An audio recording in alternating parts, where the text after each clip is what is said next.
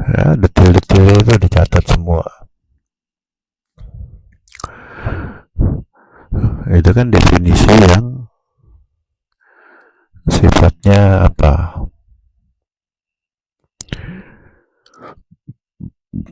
setelah gitu kan.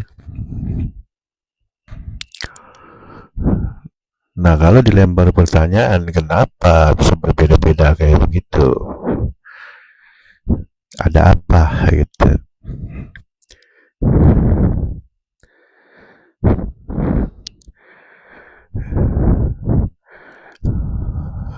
Gak usah terlalu dalam-dalam dulu dari segi beruntung nasib ekonomi misalkan, itu sudah berbeda-beda, terkesan gak adil kan gitu. Nah, kenapa bisa berbeda-beda seperti itu?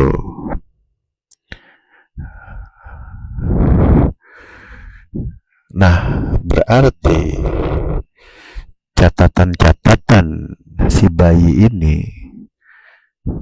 dari A sampai Z-nya, sedetil-detilnya itu bersesuaian dengan sesuatu nih. Nah, makanya dia berbeda-beda. Nah, ini sangat menarik. Bagaimana memecahkan hal seperti ini? Kan gitu.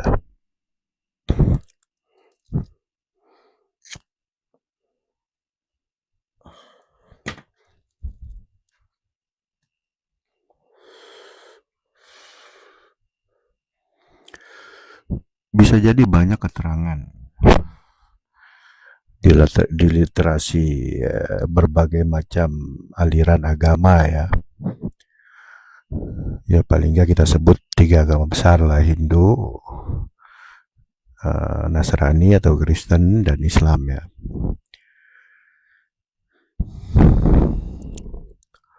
Paling nggak di Islam itu literasi yang menjelaskan ini mengatakan kullu mauludin yuladu ala fitrah. Setiap anak lahir dalam keadaan suci.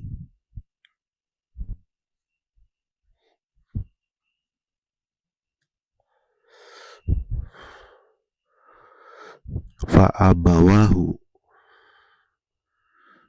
maka kedua orang tuanya, lanjutannya yang membentuknya tuh, yunasironihi au yumajisanihi ya. Jadi ya gampangnya kan, uh, mau beragama apa nih anak kan gitu. Itu tergantung orang tuanya. Seolah-olah hadis itu menjelaskan seperti itu saja.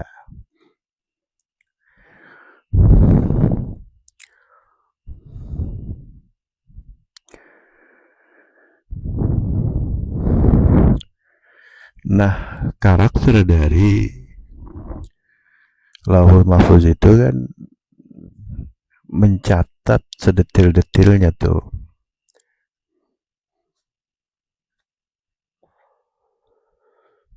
Termasuk dia akan beragama yang benar atau enggak. Di situ tercatat itu. Kan detil ya. Nggak bakal ada yang luput itu. Seolah-olah keterangan ini bertentangan dengan hadis tadi ya. Kalau hadis tadi kan mengatakan maka kedua orang tuanya lah yang akan membentuknya gitu.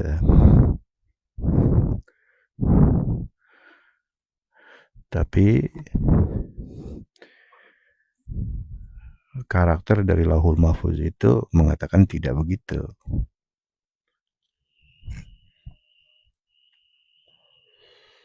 Seolah-olah seperti ada pertentangan antara hadis dan keterangan dari catatan perbuatan atau kitab nasib lah, anggap aja begitu ya, Lauhul Mahfuz kalau bahasa Islamnya kan. Nggak tahu kalau di Nasrani apa sebutannya, Yahudi apa sebutannya, dan lain sebagainya.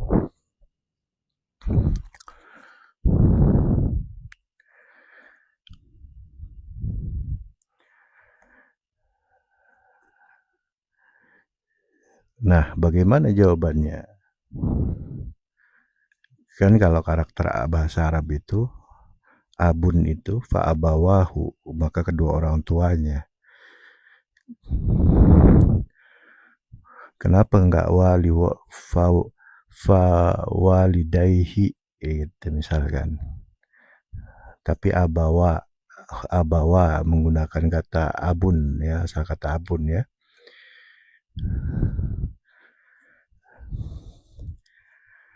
Ya, kalau di karakter Arab itu abun itu nggak mesti orang tua ternyata gitu. Paman bisa disebut abun.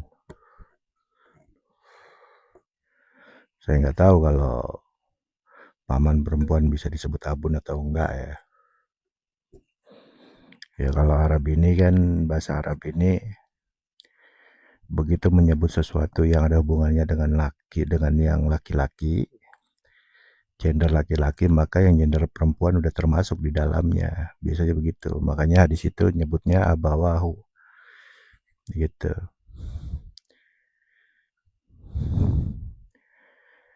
Ya, jadi bisa jadi setelah lahir diasuh sama siapa gitu kan.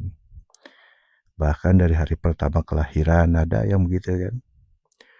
Nah, makanya di situ menyebutnya abawahu. Nggak diasuh oleh orang tua kandungnya gitu. Nah, pertanyaannya apakah berkenaan dengan orang? Entah pamannya, entah orang lain yang menjadi orang tua asuh, atau di yayasan misalkan bayi ini, atau gimana? Termasuk abawahu enggak?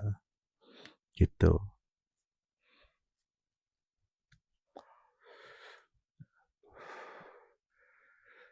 Ya, faktanya yang paling membentuk itu lingkungan. Kan seperti itu ya. Setiap anak lahir itu suci. Maka kita perluas maknanya ya, maka kedua orang tuanya lah yang akan membentuk agamanya. Kan tadi di hadis itu teksnya kan kita persingkat aja. Yunasironihi, Nasrani atau Majusi atau apa gitu kan. Ya silakan dilihat saja untuk teks hadisnya kan gitu. Setiap anak lahir itu dalam keadaan suci, maka lingkunganlah yang membentuknya. Setiap anak lahir itu suci, maka gurunya lah yang membentuknya. Emang gak bisa? Bisa.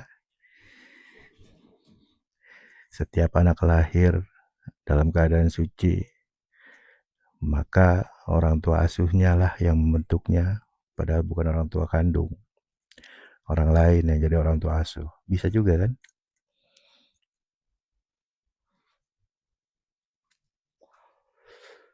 Hadis ini menyebutkan kesucian dan agama yang melenceng. Jadi dari kesucian abawahu ini membuat kotor, membuat tidak suci lagi. Ke situ arahnya tuh maksudnya. Maksud hadis itu tuh begitu. Jadi kalau udah dengan pemahaman begitu, tidak lagi bertentangan dengan uh, karakter atau prinsip dari kitab Lauhul Mahfuz gitu.